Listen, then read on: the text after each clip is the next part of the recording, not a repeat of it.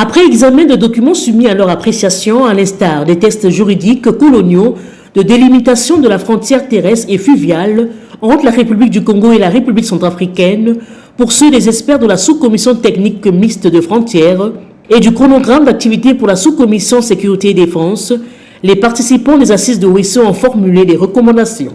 Pour la commission défense et sécurité, l'organisation de la réunion tripartite République du Congo, République centrafricaine, HCR à Brazzaville.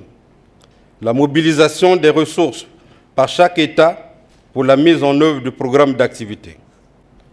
Pour la commission technique mixte en matière de frontières, la réalisation des actions conjointes en vue d'éradiquer l'exploitation illicite des espèces fauniques, forestières et des substances minérales. Une deuxième session en matière de frontières ponctuée par plusieurs temps forts, entre autres la signature du procès verbal et du communiqué final sanctionnant les travaux et l'échange des parapheurs entre les deux délégations. Pour la chef de la délégation centrafricaine, la rencontre de Ouesso a permis d'approfondir les réflexions sur la situation sécuritaire dans les deux pays. D'abord sur la situation sécuritaire à l'intérieur de nos deux territoires, avant de se consacrer ensuite à l'évaluation du programme d'activité et le projet de règlement intérieur à renvoyer à la session de Pisa en République centrafricaine.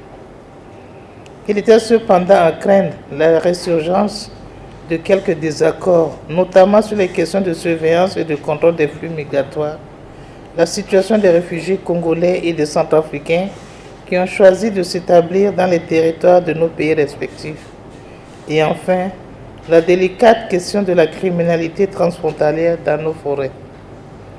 Je me réjouis de ce que les travaux se sont déroulés dans un climat d'entente mutuelle dans les deux délégations.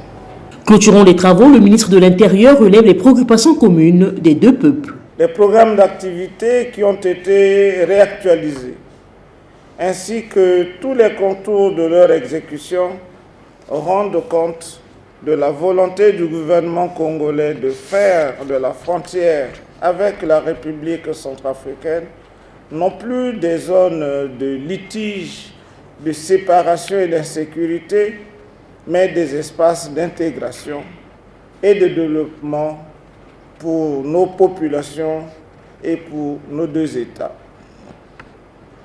C'est l'instruction que j'ai reçue de M. le Président Denis Sassou Nguesso.